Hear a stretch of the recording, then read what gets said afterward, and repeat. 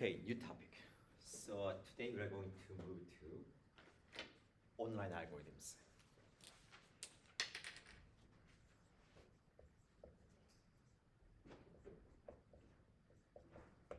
Okay, so what's the difference? So we learned the max flow, mean cut, approximation algorithms, NPRness, and so forth. And if you think about it, that we were given the whole input.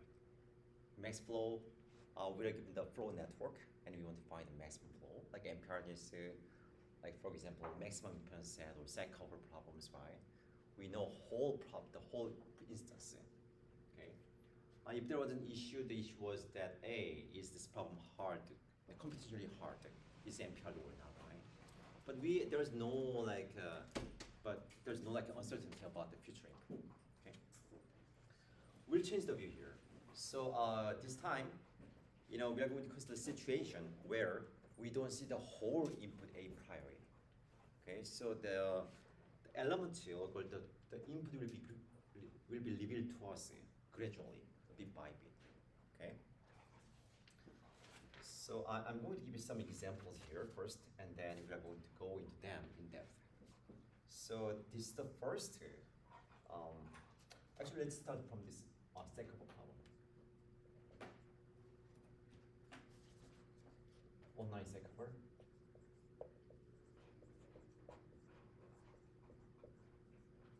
Okay, you remember stackable problem, right? Now, we covered this problem several times. So we are given multiple sets y, and we also have elements. Okay, we want to choose a minimum number of sets to cover all the elements, right? Okay, now the thing is that, let's think of these elements as clients, for example. Like these are the clients. Okay, and then this kind of set. Okay, so the meaning is that here. So if we set up some facility here, build a bug facility, we can serve these clients. Okay. If you know the whole client's file, then you can plan ahead, right? And then, okay, I'm going to build a open facilities here and here, there. That's fine. But now imagine that, the clients here alive over time. Okay, so you don't see the whole input sequence a priori. So somehow you still have to decide. Okay, but the goal is the same. We want to choose the minimum number of sets. Okay, but what's the difference here? So the elements will alive one by one. At time one, element E1 alive. At time two, E2 alive, and so forth. Then, upon the elements, as soon as the element alives, we have to cover it. Okay. So, like for example, suppose okay, this is the first element alive, right? And this is the second one. Okay. So, and then maybe I had two choices here. Okay. Suppose I chose this set y to cover this element. Okay, next time this element alives y, then oops, I thought maybe, okay, if I knew that this would alive y, I would have chosen this set instead of this set y. So there's some, you may have to, you may make some suboptimal choice because you don't know the whole future input, right? So that's the and then here, basically in the online setting,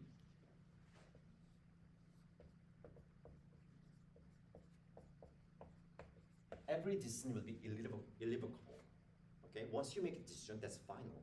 Once you choose a set, once you open a facility here, you cannot destroy it. Okay, so you make some decisions. In hindsight, it turned out to be suboptimal, but we have to deal with that.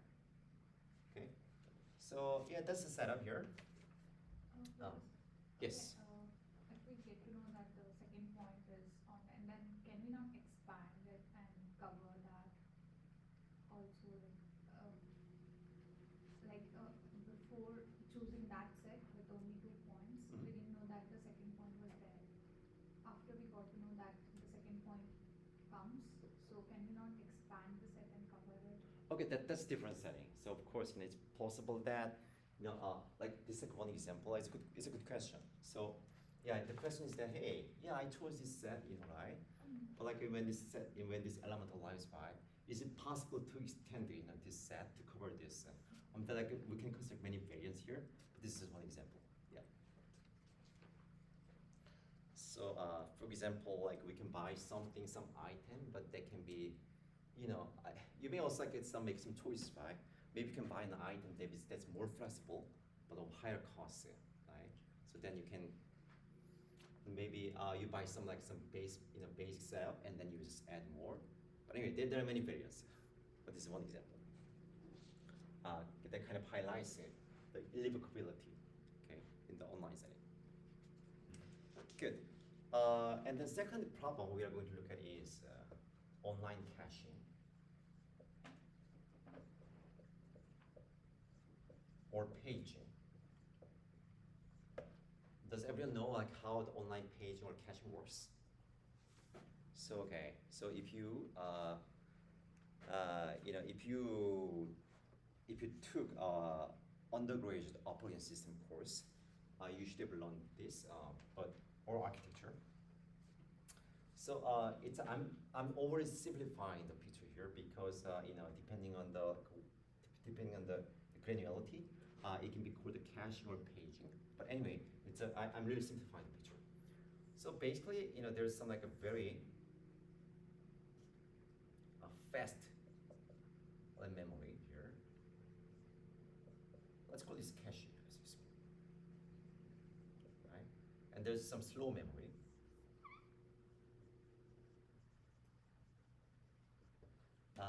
There can be more hierarchy here, but I'm really simplifying this picture. So the idea is that, okay, so we have a fast memory, but it is smaller size. But you have a fast memory, but smaller. But you have slower memory here, but it's bigger. Okay. So okay, when you process something using computer, you have to, you need to, you can just you're like say CPU right here. Try to access, some information here, right? This is called a page. Okay. So then you don't like it because it's slow, right? Then what about we just have some fast memory? Okay, you can try to build a really huge, big, cache, fast memory, but they can be very costly. So there's some like hierarchy here. It's smaller, but it's very fast. Okay, but it's bigger but slower. So what do you want to do here? Okay, suppose some page, right? Some piece of data is requested. You need this information to process something. Then what you want to do is that we are going to fetch this into this fast memory. Okay.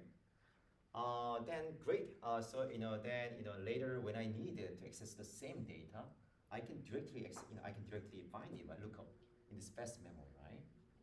This is good. However, as you can see here, it's a smaller size. The size is limited. Okay.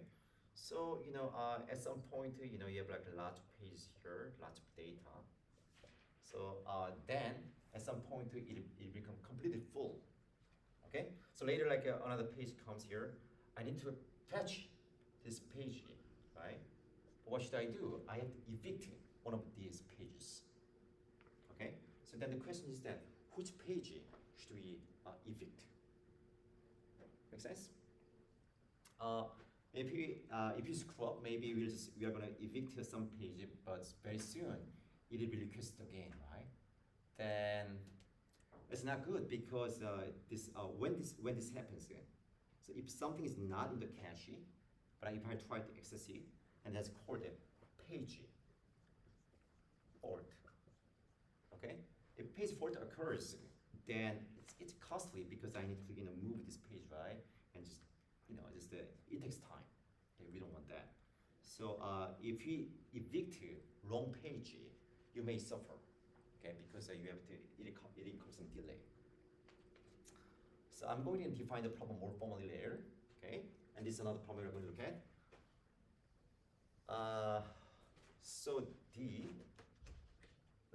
the first problem we are going to look at in this topic is ski rental.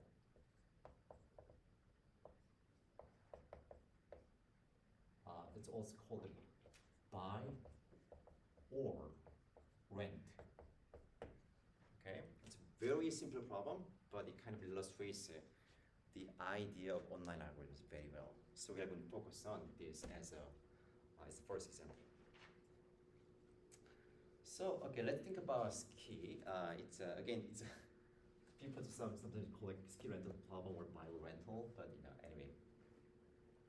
Suppose we go for skiing, okay, but it's very unlikely. But okay, the scenario is that you don't know how many days you are going to ski. Okay, so maybe there could be some accident or the weather can be bad, so therefore there's some uncertainty. Okay, so let's say that X is number of days.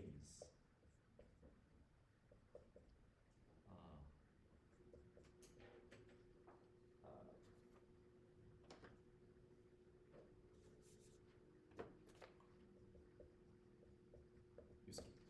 Okay, but this is I don't know this value. Okay, so and then you have two choice here to ski. You can buy it or rent it. Okay, and the assumption is that rent, let's say it's $1 per day, right? And buy, it's some parameter k, okay, $k. Once you buy, you don't have to rent it anymore. Okay, I mean intuitively, if you know that if you're going to ski for a long time, you're going to buy it, right? But if you're going to ski for like a few days, if you're a beginner, you don't know for sure, then you just rent it. Okay, so but anyway, this problem is so here the goal is of course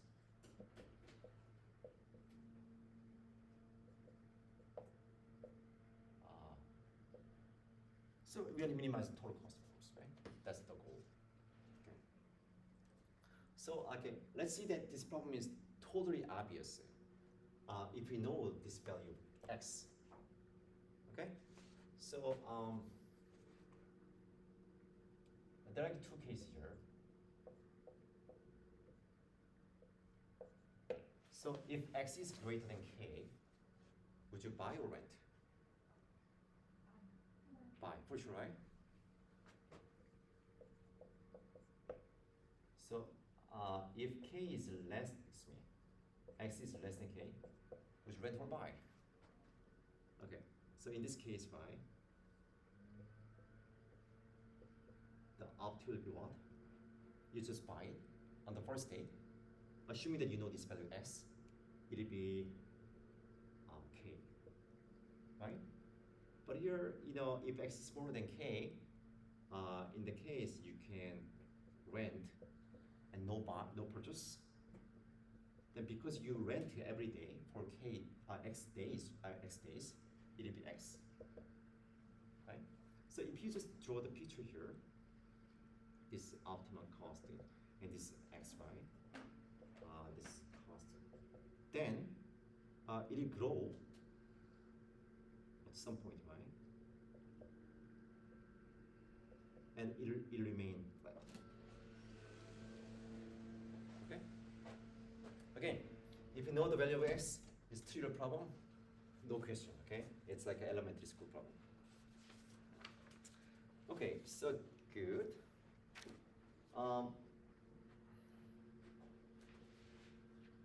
Okay, but now let's think about this, simple algorithm. So, okay, so basically, I don't know this value of x. Therefore, I'll try to balance between these rent cost and buy cost. Okay, so let's say that we just rent every day until day k. Okay.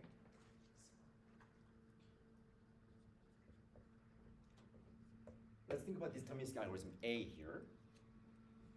So rent for K days and purchase. Okay. Then, if you think about this algorithm, actually let's call like I just highlight I use this use color A here. So then, okay, what happens here, right? So my algorithm will also rent it until day K, right? But then, what's the cost? Because up to this point, I paid K dollars, right, for renting. Then on top of that, I need to purchase it. So it'll become twice K, right? So there's a jump here, right? And that's my algorithm. And you can see that if you compare my algorithm's cost to this black, the optimum cost, you can see that it will be within factor 2. Like almost double, right? Same, double, right? So we are going to use this competitive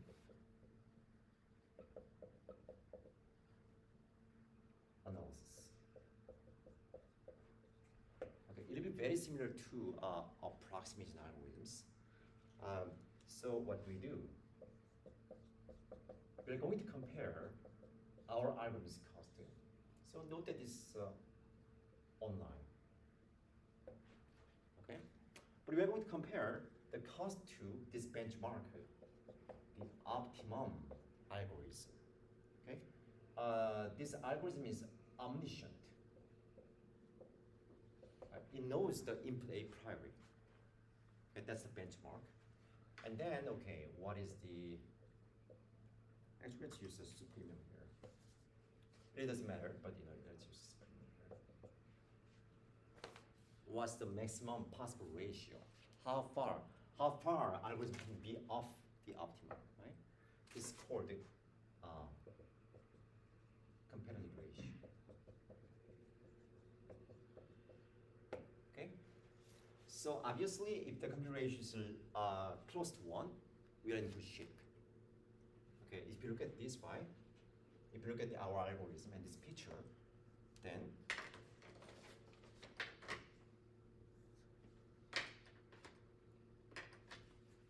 okay, deterministic algorithm A, what's the competitive ratio?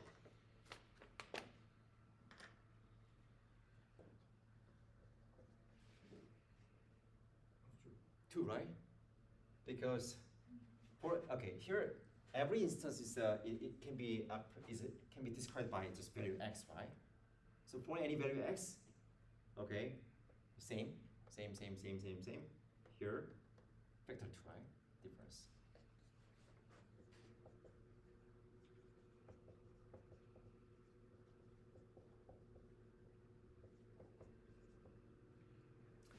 For simplicity, we may also say that it is too competitive.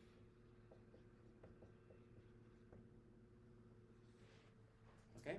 So anyway, we are going to use adapted this analysis to analyze the performance of the online algorithms. Okay. So the deal is that okay. So without knowing the future input, how much can you get closer to the optimum algorithm that knows everything? So it kind of measures the online complexity, okay? Any questions so far?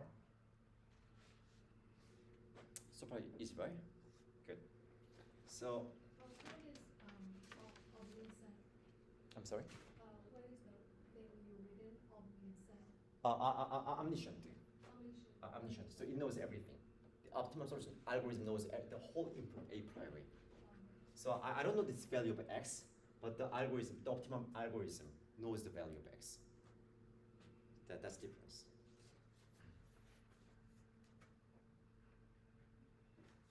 Good.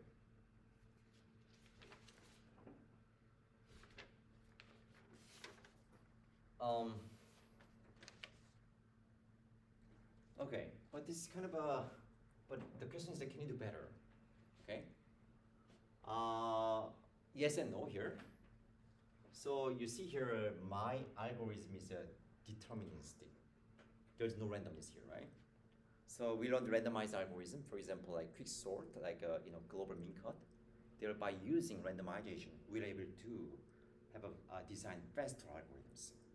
Okay, so we are going to use randomization here to hedge against the uncertainty in the future input. Because we are going to use this randomness for different reasons, right? But anyway, before seeing how the randomization can help us, let's see. Actually, deterministic algorithm A. Actually, if you don't use randomization, if this is the best we can hope for. Okay, so.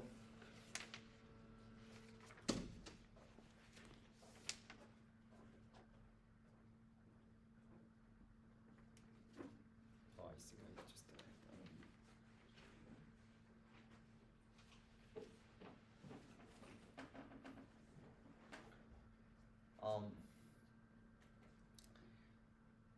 I want to kind of explain what this really means here first. So if you think about deterministic algorithm, right? So we can think about like conceptual adversary. It's this adversary is kind of some common term we use in computer science to analyze the algorithm for like worst possible scenarios. Okay, so like assume that imagine that there is some adversary who try to destroy your algorithm in the sense that it tries kind of it tries to make your algorithm perform the worst compared to the optimum algorithm. Okay, that's the adversary's goal.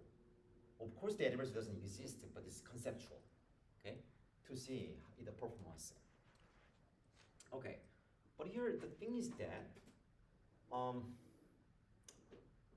because we are going to take maximum ratio over all possible inputs, therefore, the adversary has actually immensely great power.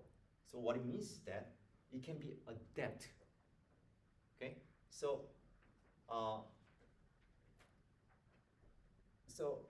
it's again conceptual. So let's think about the following strategy here.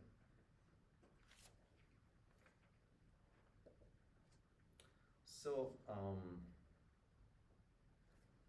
like any algorithm, if you think about any deterministic algorithm,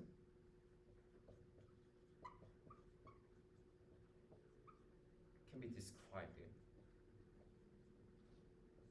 by rent t days and by.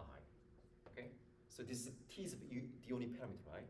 So I can just put this by a over t. That's the algorithm, right? So in this case, it was a over k, right? So anyway, because the problem is so simple, I can describe all possible deterministic algorithms by this t. Okay. Then adversary sets actually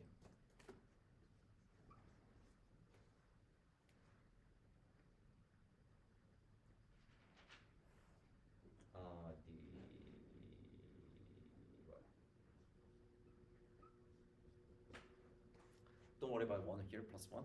But anyway, so what does it do? Okay, you ski like you ski the A after skiing t days by for you went right, and you thought that hey, I skied enough, so I'm going to probably ski tomorrow as well. But then okay, I as the adversary said hey no, you're done tomorrow, right, next day. So it sets x to t plus 1, right? Then what's your cost here? Because you rented t days, right? So the cost of A will be just t plus k, right? Okay, but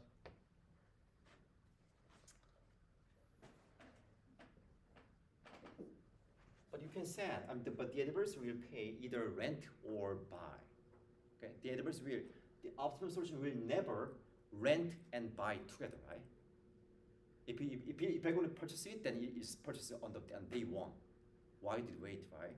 So you can clearly see that it should be minimum t plus 1, and then the purchase cost. Either you buy it or rent. Okay, but just, let's not worry about plus 1 here. Okay, because it really depends on how you define the model. Maybe so. Let's drop this plus 1. For simplicity here. Okay, then this is optimum cost, right? Then you can convince that this is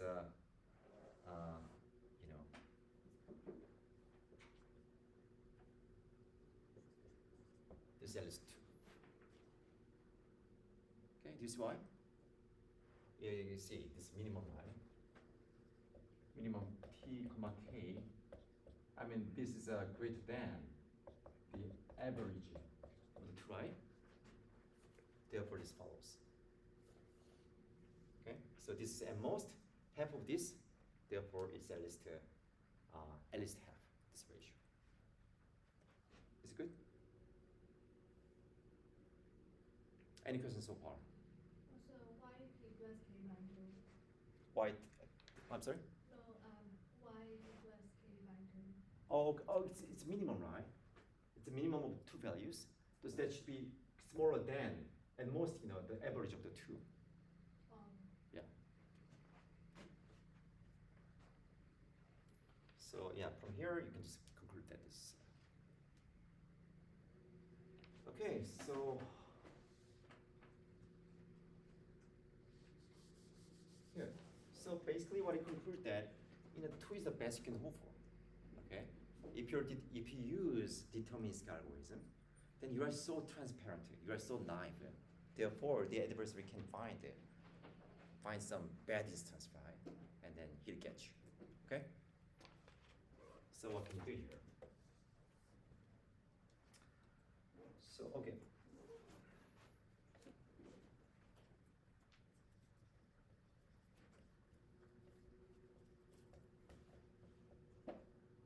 So let's try to randomization and then see how we can change it, this computer ratio.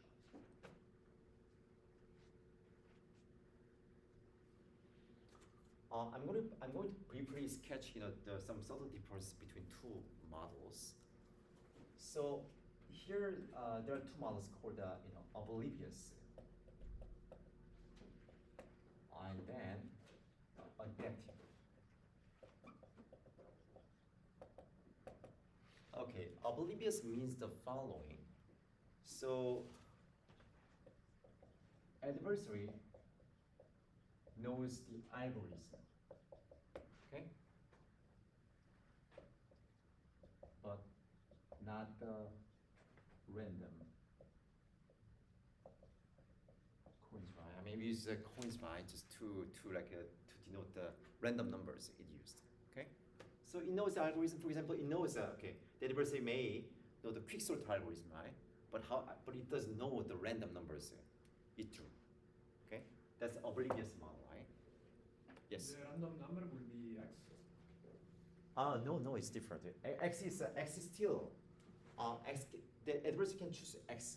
Okay. Okay, but okay. So what I'm going to do here. So let me just explain this ahead here. We are going to design algorithm that's going to choose that's going to choose this t at random.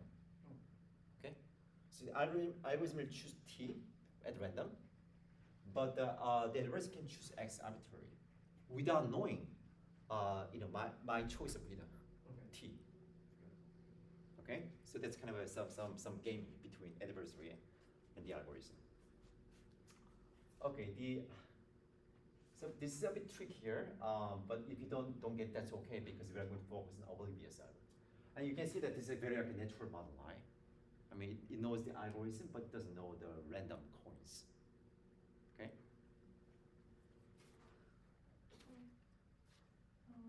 What is T over there? T is also days, right? T is the number of days I'm going to ski. X is also number of days. X, okay. X is the instance. Okay, I guess I should be clear here. So,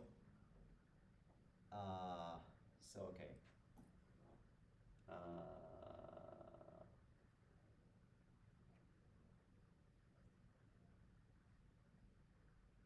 So I just say here.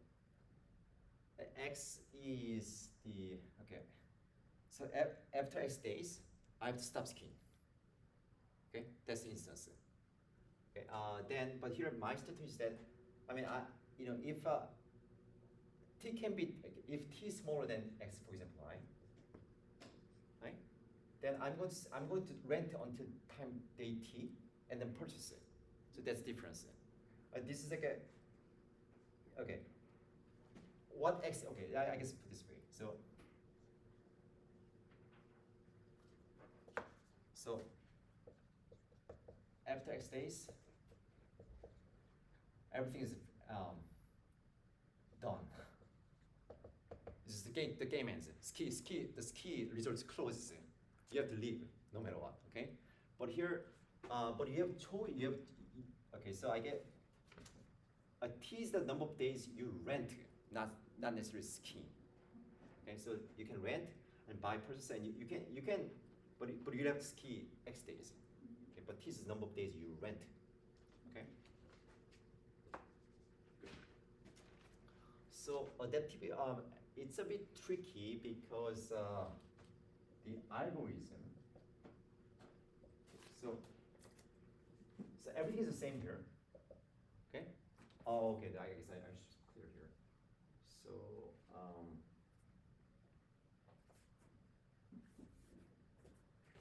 so I have to say this.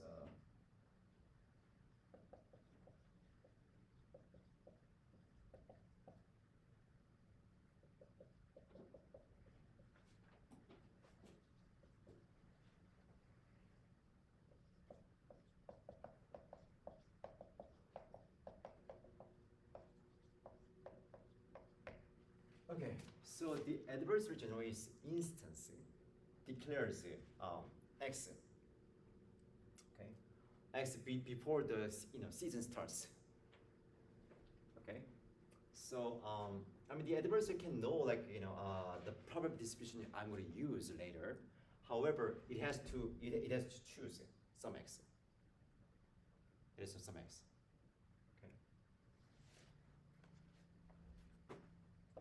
But adaptive means the following. The same here. Adversary knows algorithm, but not the random coins. Right? Same. But the difference is that the adversary can observe algorithms move or decision and adapt this strategy. So what it means is this, right? So okay, the adversary sees that. Okay, I see that. Hey, oh, you skipped today. Okay, so maybe I'm going to update value x. Okay, so that's possible in adaptive strategy. But we are going to focus on oblivious adversary in this course. Okay.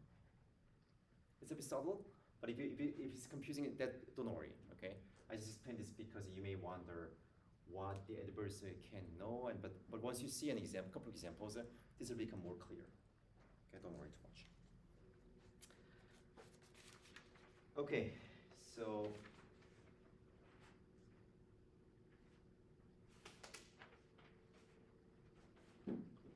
Now let's move to, so I'll delete this because we are going to revisit this problem later.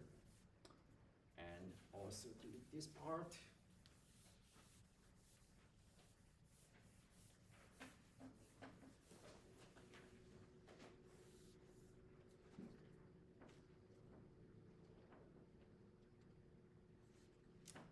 Okay, so I can, although this problem is kind of discrete here because it's day by every day I make a decision, but for to make the explanation more clear, I'm going to make it continuous.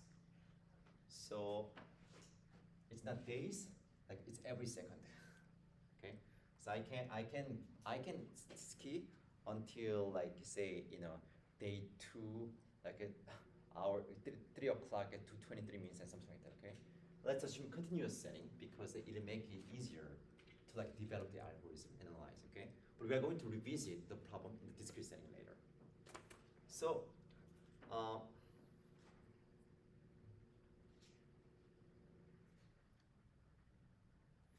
Okay, same now.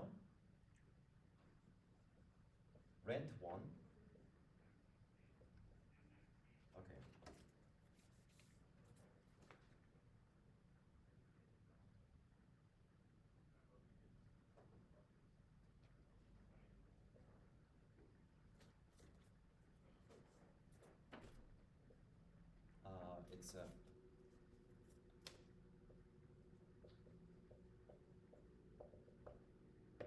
It's a it's a it's rate, right? It's not discrete anymore, right? So I have to, okay, if I rent it delta t time, I have to pay delta t amount of money, right? That's the difference. Okay, let's fix right now.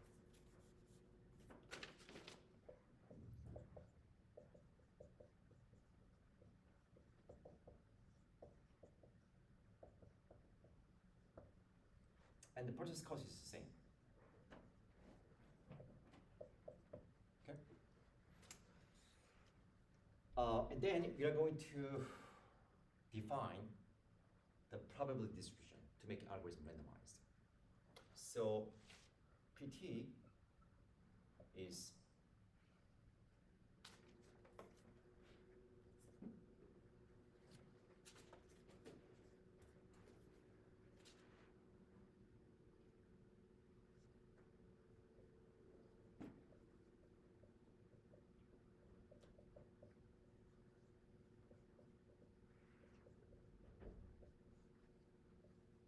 I'm sorry, not ski, sorry, rent. Rent n, actually n by. Okay. So it's probability distribution. So until time t, I just rent every moment, and then by. Okay, so it's probability distribution. Therefore, obviously, the PT, right, is 1, right? Which right? Good. Okay, so it's a bit confusing, but so if you take a moment, it's not that bad. So okay, the algorithm is clear, right? Okay, but now our goal is to figure out what should be the best PT this distribution. So the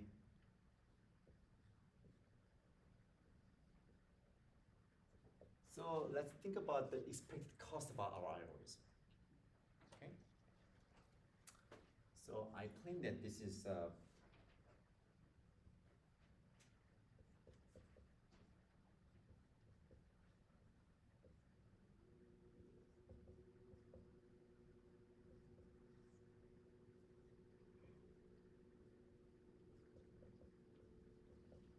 I claim this is the case. This is our algorithm cost. Okay. It looks kind of mysterious, right? In the first, but let's see why. So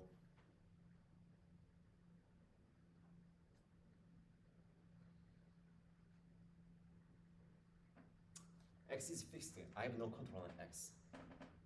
Okay, but what happens here? So there are 2 cases here. I mean, until day x, right?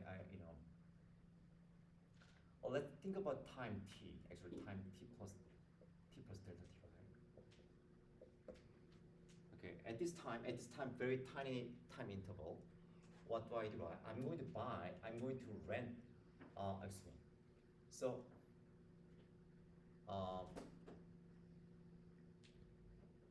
if t is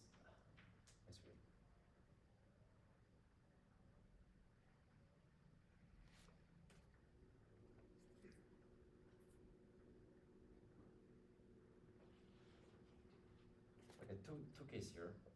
So say t is less than x. Okay. Then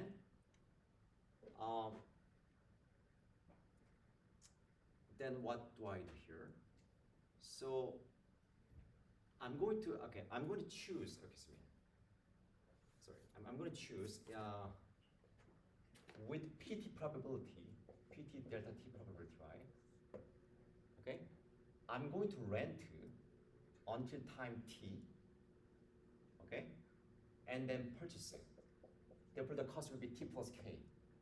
Okay, this happens with this probability, right? Therefore, it will be pt times t plus k and delta t, right? So I take integral from 0 to x. Okay, the second case will be, hey, what if like a t is greater than x, right?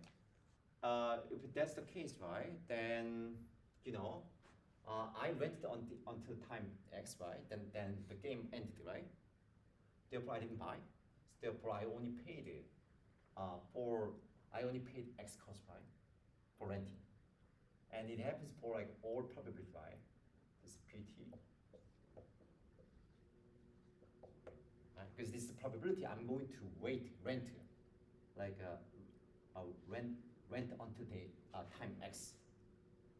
So that's why we have the second. Is it good? Okay. That's what we have. And then it's okay. Now let's recall this optimum, right?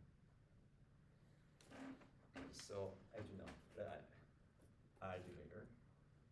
So okay, so say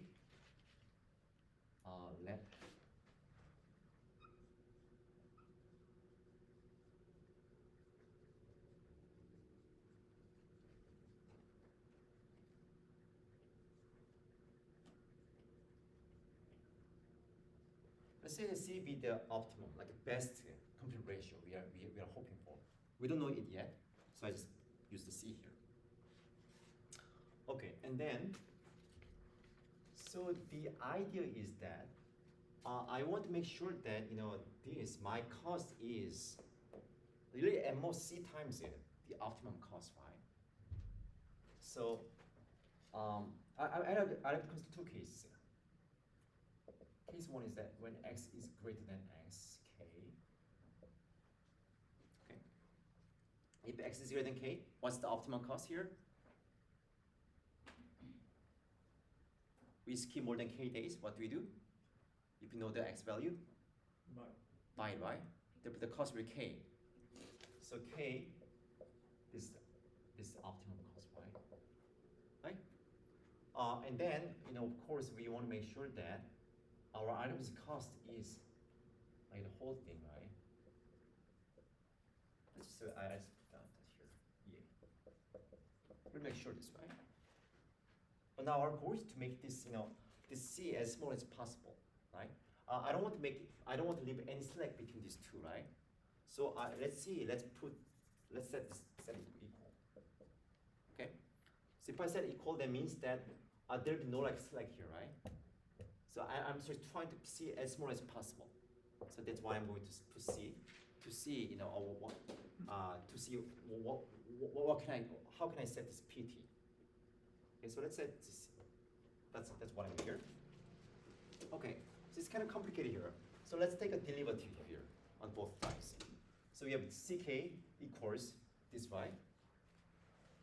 Take a derivative with respect to x. Okay, ck is constant, right?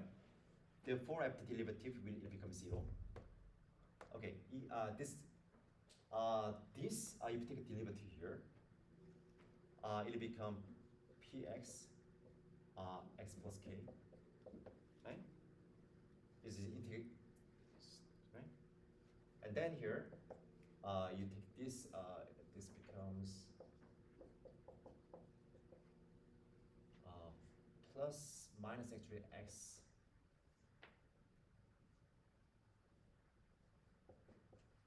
I think it's correct. Is right?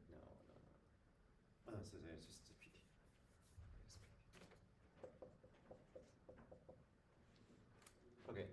this is obvious, right? The first one is obvious, right? I mean, if this way, it's fx dt. I mean, if you take derivative by, it will be f of x by. Integral, you take integral and derivative by, you get the same thing, right? So this is obvious. And second one here, you know, if you first take a derivative of this guy, then you get even this one. If you take a derivative of this, then what is that, right? This x, it's a probability distribution, right? Therefore, it'll be 1 minus right? So, so if you do, you know, if you take derivative here, right? This becomes 0, and it's minus times px, right? That's why you get this, x times px. Good. Okay, so it's kind of simple that. Then,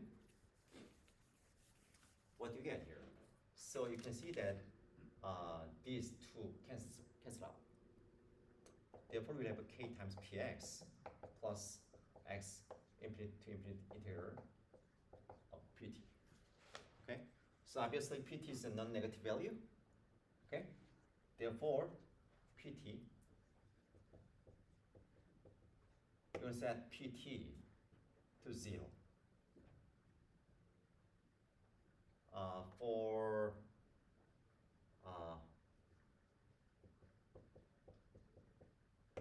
every value greater than x. When t is greater than x, you set this pt to 0 to make it equal. Okay, that's the only way you can make it equal. So I mean, it's kind of it makes sense, right? Because after time, I'm sorry, it's, I think I messed up somewhere here.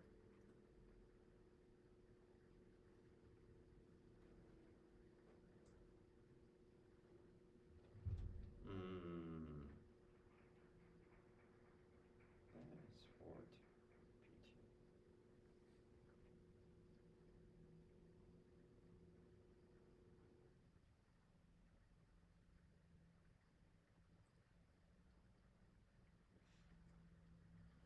Oh, okay. So I have to explain this a little bit more here. X can be anything greater than k. Okay, so like imagine that x is, say, for example, k here, right? You should still hold true, right? I mean, if you let's put this equal to here, right? Then this should still hold true when x equals k, right? Then, this should be true for every t greater than k, right? So which means that after time k, there's no reason to rent. I mean, if you want to buy, you want to buy before time k. That makes sense, right? We even did that in deterministic algorithm. We never bought after time, way after time k. If you want to buy it, you buy it until time k. Okay? That's that. We get the same conclusion here. Make sense? The second case. So now x is less than k. Okay, so what do you do? In this case, what is the optimum? X is less than k, what do you do? Do you buy? Rent, right? So it'll be just x, right?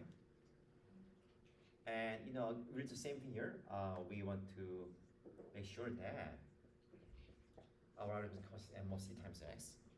But to avoid any slack, we're going to set to equal. Okay? And then we take a derivative here again. So then we get c equals what? I mean, you do the same thing here. K times okay, so this part, right? K times px plus x is pt dt. Okay. It still looks complicated, right? So we're going to take another derivative with respect to x. So it'll become 0 minus k x k times p s prime. And so as we saw before here, we take derivative here, this guy, and it'll become minus px. Okay? then it will be px equals k times px prime, right? So the only function that satisfies this will be exponential function, right? So namely,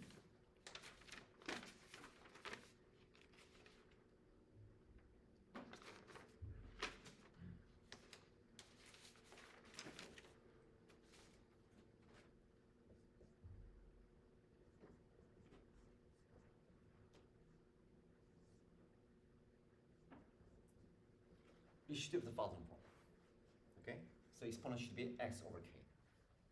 That's the only way that to satisfy this differential equation. Okay, and then so then you can do simple calculation because we know that it's a probability distribution. Therefore, the integral, right? So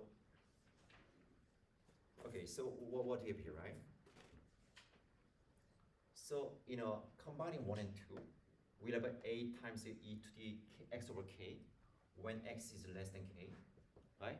And 0 if x is big, right? Okay, so take the integral, right? If you solve this px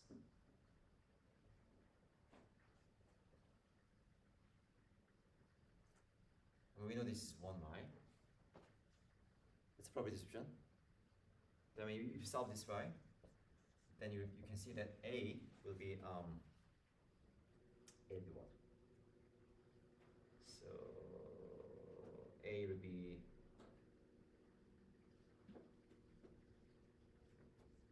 this. Okay, it's just a calculation, so I'm going to skip that. So far good? Okay, and then good. Now let's check that actually this will give us the desired C compatible ratio. Okay, so what are we going to get at T?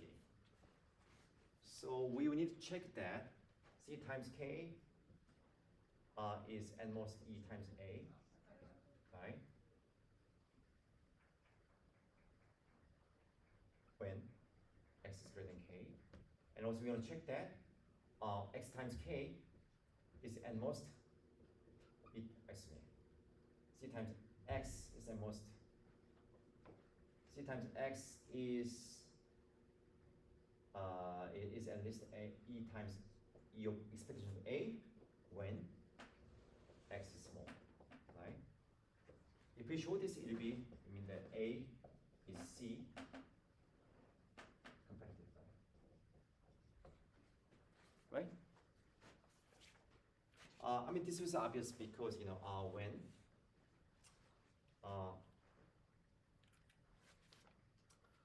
actually no, it's that we have to work here.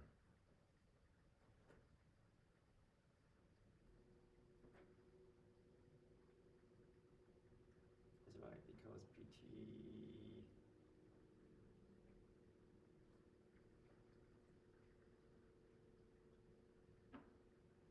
Okay, so let's check it because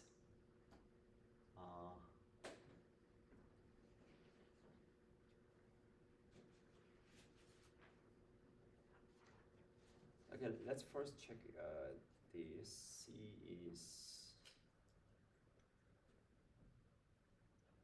good. Okay, let's first check this. Okay, so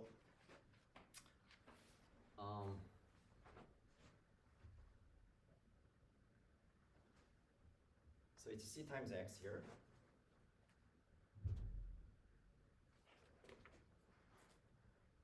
Where is E of A? E of A is the. Oh no. So we don't need that. So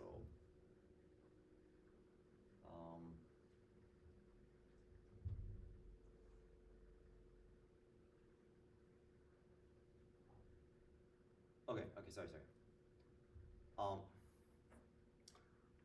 From this calculation and from this, it is C compatible. So the only thing we need to know is that what is the value of C. Okay, because we already guaranteed that it's this holds, right? So what's C value here? We just need to plug in this. So what do you get here, right? So C times K times PX.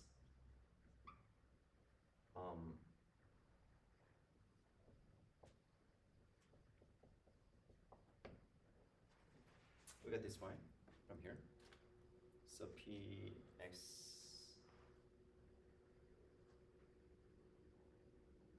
Okay, and then here, what do you get? Is P times X is what? K times E to the X divided by K. I just write down.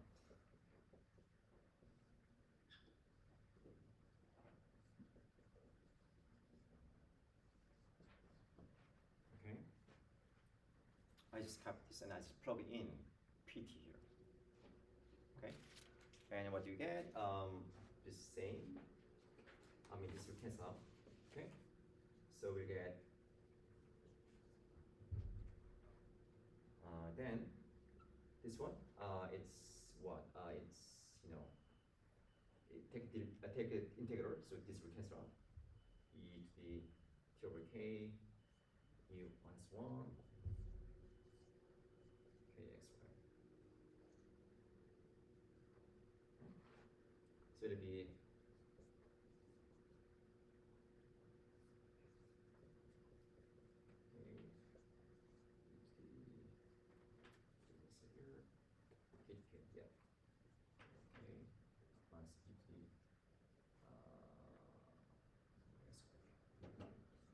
okay.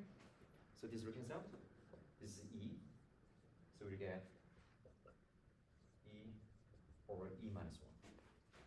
So here C turns out to be E over E minus 1. It's about like a 1 point, I guess.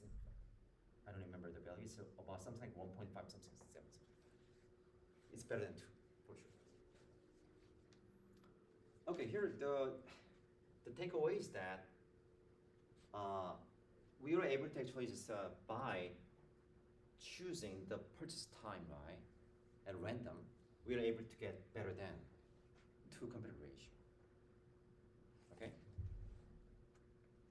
Any questions so far? I'm going to briefly talk about the discrete version of the algorithm, but I'm going, after short break, we are going to give you analysis of the discrete version, okay, using primal dual. That's why I studied linear programming dual.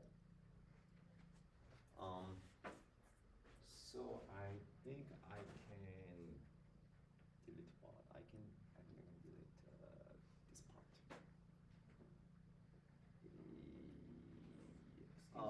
Yes. Why do we have the third term here? This the third term? Yeah. This one? Oh, it's a, it's it's okay. So it's a e to the k over k. Is it k from t equals x to k, right? Yes. So it's right. That's why it is.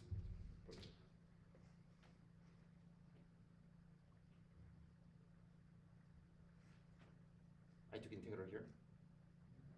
It's from t equals x to k. Yes. So that's why. Okay, so we have e to the power k over k minus e to the power x over k, right?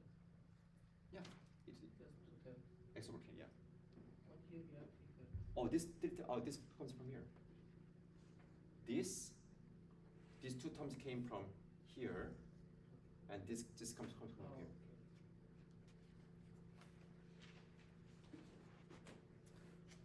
Okay, so then that's the end of the analysis.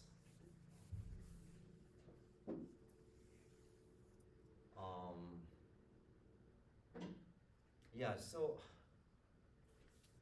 let's just do. I just write down the discrete version of the algorithm, but it may not make lots of sense, okay? But we're going to kind of parse it after break. So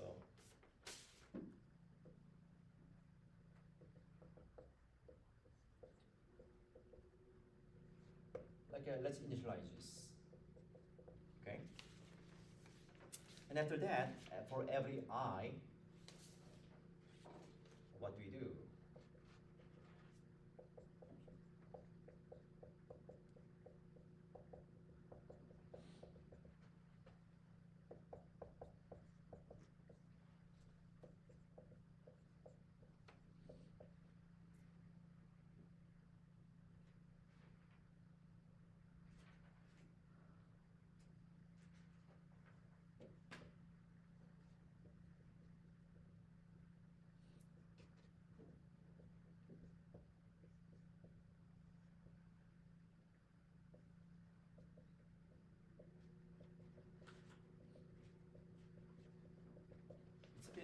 It's a recursive here. So just a few points I want to make is that you can see that this is kind of an exponential line. So like you add up all the previous probability mass, and then it's a it times 1/k. So you can see that like you can see the still it'll be the probability rate exponentially increasing, growing in X. Okay, so we are going to have the same thing here, but it's more complicated here. I mean, it's not really important because once I mean you cannot specify more than one I, because it should be valid distribution. Therefore, once you become one, then you stop. That's what this is saying. It's not really complicated. Okay, but again, this like by using some recursive argument, we can prove that this has also E over E minus 1 competitive. We can show that by scratch using some recursive argument, but that's a big pain. It doesn't look very nice. So we're going to use a linear programming duality to show that we get the same complete ratio. Okay, so let's show that after short break. So let's resume at time 11:45.